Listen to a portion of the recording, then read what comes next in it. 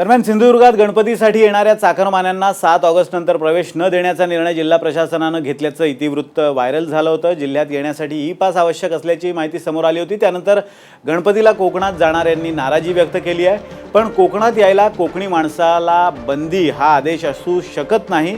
गणपती सणात बंदी घालण्याचा आदेश आम्ही घालू देणार नाही असंही चाकरमानी म्हणतात। सरकारनं बंदी घातली तर आम्ही तीव्र आंदोलन करू असा इशारा चाकरमानी आणि खासदार नारायण राणेंनी सुद्धा दिला।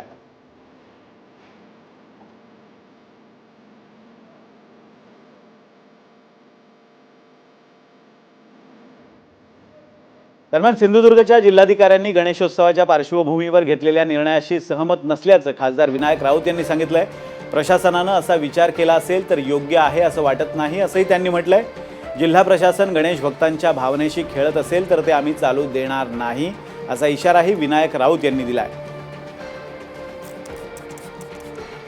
काल सिंधुदुर्ग जिल्हाधिकाऱ्यांच्या सहीनिशी जे इतिवृत्त प्रसिद्ध झालेले आहे त्यांच्याशी आम्ही बिलकुल सहमत नाही आणि ते प्रशासनाने एक केलेला विचारविनिमय जरी असला तर तो अशा पद्धतीचा विचारविनिमय करणं हे सुद्धा योग्य आहे असं मला वाटत नाही। कारण कोकण आणि कोकणातला गणेशोत्सव आणि चाकरमानी यांचं एक वेगळं नातं आहे। वर्षानुवर्ष कोकणामध्ये येणारे जे गणेश भक्त आहेत त्यांच्या भावनेशी कुठेही खेळलं जाणार नाही। प्रशासन जर तसं खेळत असेल तर आम्ही लोकप्रतिनिधी ते खेळू देणार नाही।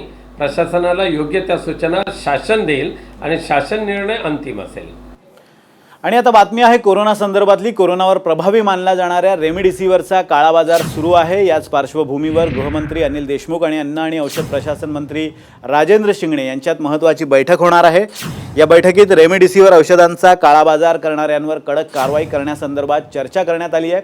सध्या राज्यात रेमडेसिवीर या औषधांचा मोठ्या प्रमाणात तुटवडा जाणवतो। यामुळे आता सरकारी स्तरावर त्या दृष्टीने कडक पावलं उचलणं आवश्यक असल्याची माहिती मिळते आहे।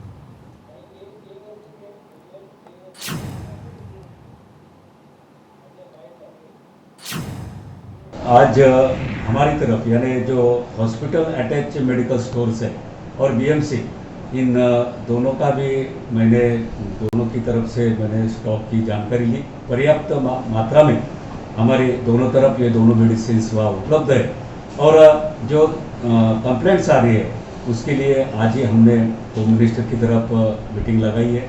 एमपीए और होम डिपार्टमेंट दोनों मिलके आगे अगर इसमें कुछ कालाबाजारी हो रही है, कुछ ज़्यादा दरों में ये मेडिसिन अगर बेची जा रही है तो उसकी जानकारी लेंगे और उसके ऊपर हम कार्रवाई करेंगे।